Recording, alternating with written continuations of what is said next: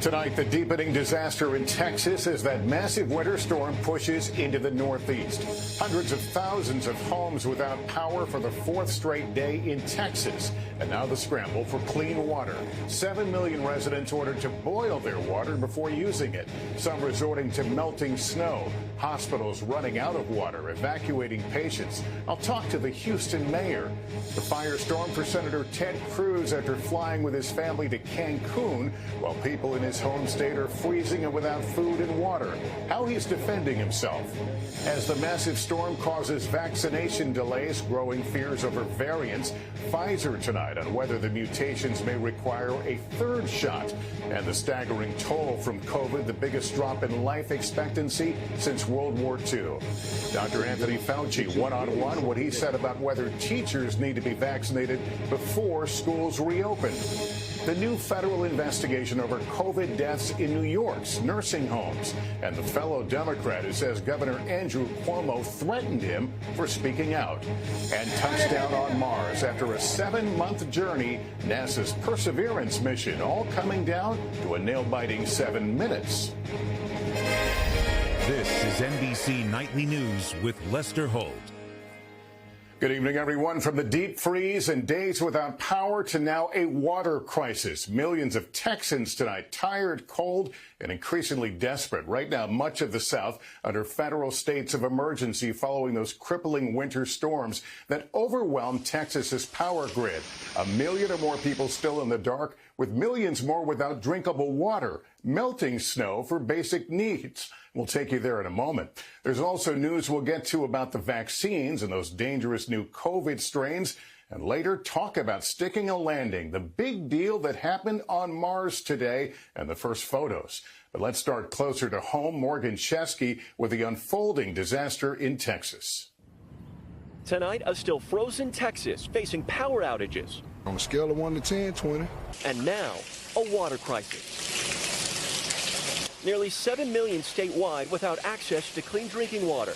Tonight, the White House declaring a state of emergency for Texas, Oklahoma, and other affected states. Texans deserve answers about why these shortfalls occurred and how they're going to be corrected, and Texans will get those answers. For the first time since Monday, power outages dipped below 1 million homes, but with water lines frozen or busted, many growing desperate. Others lining up in sub-freezing temperatures, hoping for a chance at much-needed supplies. I'm trying so hard not to cry. For Glory Ramos, the food and water vital to help take care of her 3 kids. I'm very stressed, too, with everything going on. It's hard, but I'm trying. The situation right now is dire here. Houston Fire Chief Samuel Pena says emergency calls have tripled. His crew's no longer fighting just fires, but low water pressure. Water pressure was so low that we were unable to use the fire hydrants. Patients at an Austin hospital evacuated overnight after it lost power and water. Online, help flooding in for those unaccustomed to sustained cold. Northerners sharing tips, like using melted snow to flush toilets. You got more chicken coming? And in Houston, Chef Chris Williams serving up some help with a smile, feeding thousands at a warming shelter, promising hot meals to those still suffering from the brutal cold. It exposes how fortunate we are to live where we do, to have running water, electricity, and having that taken away from you, it's extreme. And tonight, this string of winter storms causing serious concerns over our nation's blood supply. Many centers lost donations due to outages and weather conditions. Now, America's Blood Center and the Red Cross urging any healthy adult to please consider donating. Lester. All right, Morgan, thank you. And minutes ago, I spoke to Houston Mayor Sylvester Turner about what lies ahead for people there. Well, Mayor Turner, thank you for being with us. I know the lights are coming on there, but at the same time, you're looking at another hard freeze overnight. Are there still folks in danger? There are still folks in danger. There's still people without power. There are still people, for example, that just find themselves in a very precarious state, Lester. Things have changed quite a bit in the last 24 hours, but there are people, we're under a boil water notice right now. And for people who don't have power, that means they don't have the ability to boil their water. So they're having to rely on bottled water. And then there are a lot of people who simply can't afford to go into the stores. So we're trying to do mass distribution sites. But things are real tenuous for a lot of people in the city. I know there's been a lot of concern regarding the hospitals. Are they getting the water they need? The pressure for the hospitals has gone up. On yesterday, in terms of pressure, we were below what we call 20 PSI. As of a couple of hours ago, that pressure had increased to 29 and holding, and on its way to 35. So the water pressure in the hospitals has improved. The water pressure, for example, in our county jail has improved. And now we're just doing the best we can to increase the water pressure across the city, especially for people who are in homes and in hotels, things of that nature. But things are improving, but it's still going to take some time to get where it needs to be. All right, Mayor. Well, yeah, folks in Texas, in all of our hearts tonight, thank you for joining us. Thank you. Thanks for having me, Lester. That massive power failure took officials in Texas by surprise and may be a wake-up call for other systems around the country amid the challenges of climate change. Here's Stephanie Gosk. It's now expected to be the largest insurance claim event in Texas history, surpassing even Hurricane Harvey in 2017 and these wildfires in 2011. This winter storm totally overwhelmed the power system in Texas. So how did it happen? On Sunday, ERCOT, which runs the state's power grid, warned of the upcoming disaster. We could be in emergency operations as early as tonight. With millions of Texans struggling to keep warm, several power generators failed, crippling the system. ERCOT operators decided to impose rolling outages to prevent a larger collapse. If we had waited and not done outages, not reduced demand to reflect what was going on the overall system, we could have drifted towards a blackout. And while there are unique characteristics to the power grid in Texas, climate experts say the whole country can learn from this disaster. I think every state, every system should really be taking a close look at how they're planning their systems to make sure that it accounts for climate change. As bad as it has been for Texas, ERCOT today saying those rolling outages actually saved the system. We wouldn't be sitting here talking about restoration, today, tomorrow.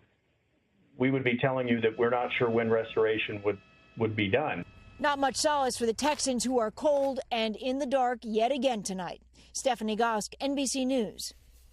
As millions suffered through the cold and loss of power, Texas Senator Ted Cruz flew to Cancun, Mexico, prompting a firestorm of criticism tonight. Gabe Gutierrez is in Houston, where the senator just landed.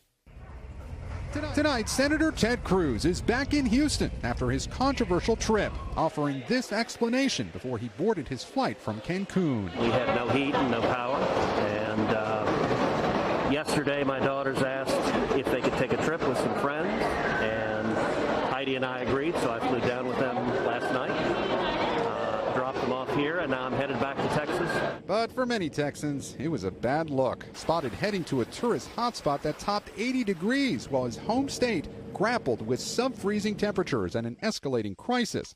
Senator Cruz boarded the flight to Mexico yesterday. The pictures quickly went viral. Democrats are now calling on him to resign. This is just beyond anything that you would expect, regardless of party, during a crisis like this. It all comes after Cruz had previously criticized Austin's Democratic mayor for flying to Cabo on a private jet while telling his constituents to stay home because of COVID. Stay home. Earlier this week, Cruz had this warning for Texas. If you can stay home, don't go out on the roads, don't risk the ice. Making the optics worse, a source familiar with Cruz's travel arrangements tells NBC News the senator was originally scheduled to return on Saturday, but rebooked his flight early this morning as the controversy erupted. What's happening in Texas is unacceptable, and a lot of Texans are hurting.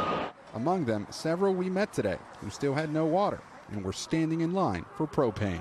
What would you tell Senator Cruz if you could? To get his butt back over here and help us out. Ted Cruz has never cared about us, I feel like, so I think it's time for a change. Late today, Senator Cruz did not answer questions from reporters here at the airport. He went out another exit. Lester? All right, Gabe, thank you. In just 60 seconds, Dr. Anthony Fauci on reopening schools and when things will get back to normal. Plus, will a third vaccine dose be needed? Let's turn to the COVID crisis now and the key issues of reopening the schools and the vaccine. Chief Washington correspondent Andrea Mitchell spoke today with Dr. Anthony Fauci. Tonight, Dr. Anthony Fauci weighing in on the heated debate over reopening schools after the White House and the CDC say teachers do not need a vaccine to return to classrooms safely.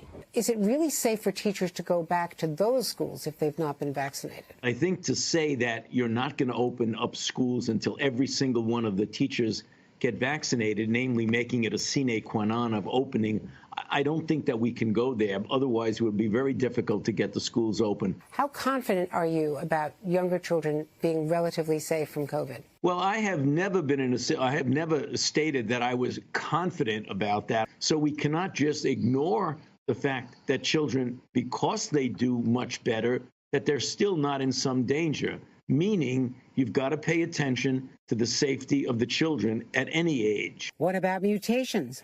Dr. Fauci says the current vaccines work well against the UK variant, but they're working on a vaccine for the more resistant South African variant.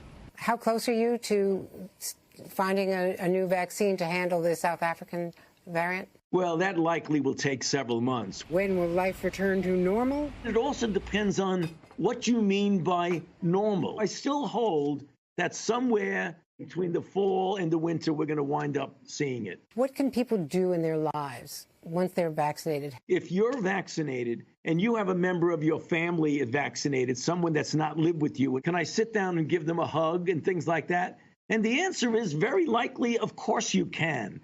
But Dr. Fauci says if only a small proportion of the population is vaccinated, it would not be safe to have indoor dining or go to theaters. Lester. Andrea Mitchell, thank you. With that South African variant causing growing concern, here's an interesting question. Will Americans need a third vaccine dose? So far, more than 41 million Americans have received at least one dose. Hospitalizations are still dropping, now at just over 63,000. Miguel Almaguer tonight on the vaccine and the challenges. An evolving virus and the pandemic's most emerging threat. Tonight, new COVID variants could eventually impact the vaccines Americans desperately need. With 1,300 cases in 42 states, Pfizer says its vaccine may lose potency against the ominous South African strain. There's been some discussion with the emergence of new variants. There may be the need for a third dose, including with your vaccine at Pfizer. As of now, we don't see clinical evidence of breakthrough. We're continuing to look for that evidence. We are preparing for the possibility that there might need to be a change in the vaccine later. But we don't yet have evidence that we need to change the vaccines. But getting any vaccine is more difficult than ever. In cities not buried under snow or a layer of ice, the distribution pipeline has come to a standstill. Well, I learned that today's appointments were canceled just by coming here. They told me I would be contacted. I wasn't. While it's still unclear when children will have a vaccine, Pfizer is moving forward with clinical trials in pregnant women, now dosing their first participant. But in Brooklyn, waitress Bonnie Jacobson says she was fired when she chose not to get vaccinated because she's hoping to have a child. I do have my reservations about it. Just like, I need to talk to a doctor and just see how I feel. With some grocery stores vaccinating the eligible, in several states, the frontline workers inside have still not been given access to the same doses their customers have. And in a sobering sign of how dangerous and deadly the pandemic is, for the first time since World War II, the life expectancy in the U.S. has fallen by a full year. And for those at highest risk of catching the virus, minority communities, the loss is even greater. Miguel Almaguer, NBC News. There is growing fallout for New York Governor Andrew Cuomo tonight over revelations that his office delayed the release of data on COVID deaths among nursing home residents. Ann Thompson has the latest. New York Governor Andrew Cuomo tonight under fire and investigation. The emperor has no clothes in the state of New York. The FBI and U.S. Attorney's Office in Brooklyn now looking into how his administration handled nursing home deaths after a top Cuomo aide said it delayed releasing the data, fearing it would be used against us by the Trump administration. My administration created the void, and that I feel bad about. Last month, the state attorney general revealed the administration underreported those deaths by some 50%. And families blame the administration for sending more than 9,000 COVID patients from hospitals to nursing homes in the early days of the pandemic. He needs to be held responsible. Today, Team Cuomo denying the governor made a bullying phone call to Democratic lawmaker Ron Kim, urging him to lie about the numbers. These are the direct phone calls from him. And he threatened you? He threatened me, and that's how I felt that this was it. Like, if I don't comply, like, I have no future. Now lawmakers from both sides of the aisle want Cuomo's emergency pandemic powers repealed, action that could come next week. Ann Thompson, NBC News, New York. And up next for us tonight, the big money drama on Capitol Hill over GameStop. In Washington today, Democrats unveiling a far-reaching plan backed by President Biden to overhaul immigration, and it seeks to accomplish something past administrations did not. Peter Alexander is at the White House. Peter, what do we know? Hey, Lester, good evening. President Biden tonight putting down a marker for progressives that he supports sweeping immigration changes, with congressional Democrats rolling out their major proposal today. The centerpiece here, an 8-year path to citizenship for nearly 11 million undocumented immigrants who arrived in the U.S. before January 1st, for dreamers who were brought to this country as children, and farm workers who could show a work history here. They'd have an expedited process to get a green card. The bill also calls for a change in terminology, where the word alien would be replaced with non-citizen in federal law. But it all faces a steep climb in Congress, with many Republicans already ruling it out as a non-starter. Lester? Peter Alexander at the White House. Thank you. There was a somber announcement today from Bob Dole, the 97-year-old former senator and Republican presidential nominee, revealing he has been diagnosed with stage 4 lung cancer. Dole, who is also a decorated World War II veteran, says he'll begin treatment on Monday. Fireworks today on Capitol Hill as some of the key players in the rise and fall of GameStop face tough questions from lawmakers. With more on that, here's Stephanie Rule. Tonight, lawmakers are sounding the alarm. Decisions made by you and this company have harmed your customers. We just can't live in a world where my constituents could have their shares liquidated without their consent. Today's hearing sparked by the outrage after a hedge fund bet the stock of a struggling video game retailer would fall so they could buy it back for less. But short selling is risky, especially if the stock skyrockets, and that's exactly what happened. Eagle-eye amateur investors on the anonymous website Reddit spotted that short sell and banded together to drive up the price of GameStop and other similar stocks. Kevin Kelly was one of them. The high school football coach in Little Rock, Arkansas, is one of millions who uses the mobile app Robinhood to trade. Trading for the little guys, no fees. But professional investment firms quickly jumped in and cashed out, making hundreds of millions of dollars. The volatility became so extreme, Robinhood stopped some trading, leaving regular people like Kelly locked out and thousands of dollars in the hole.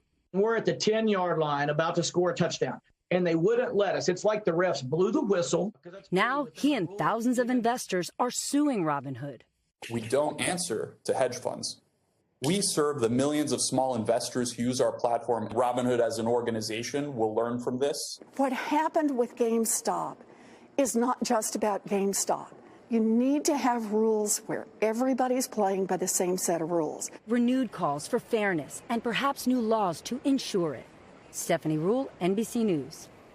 Up next tonight, the landing on Mars that's inspiring America. Touchdown confirmed. Finally, some images are out of this world as NASA's Perseverance Mars rover landed safely on the red planet late today to begin a search for signs of ancient life. Here's Tom Costello. Transmit heartbeat tones indicating everything is nominal. The tension inside mission control as real as if this were a human mission. Watching and waiting as 127 million miles away, Perseverance was in its final fiery descent through the thin Martian atmosphere. Finally, at 3:55 p.m., confirmation. Touchdown confirmed. Perseverance safely on the surface of Mars, ready to begin seeking the signs of past life. Perseverance had stuck the landing. Then the first shots of the landing zone, Jezero Crater, billions of years ago, a massive lake. Soon, Perseverance will drill into rock and soil, searching for evidence of ancient microbial life. Did that ancient life adapt as life on Earth has? And is it somewhere underneath the surface, hiding from the radiation, hiding from the stark low pressure of Mars' atmosphere? The samples likely brought back to Earth in 10 years. Also on board, a 4-pound mini helicopter, the first to take off and land on Mars, and a microphone so humans can hear what Mars sounds like. At the White House, President Biden was watching the landing. I could not be more proud of the team. I got a phone call from the President of the United States, and his first words were, "Congratulations, man." And I knew it was him. The planet that's held our imagination for a millennia, slowly revealing its secrets. Tom Costello, NBC News on Planet Earth. A great achievement and a hopeful sign at a time we could all use it. That's Nightly News for this Thursday. Thank you for watching, everyone. I'm Lester Holt. Please take care of yourself and each other. Good night.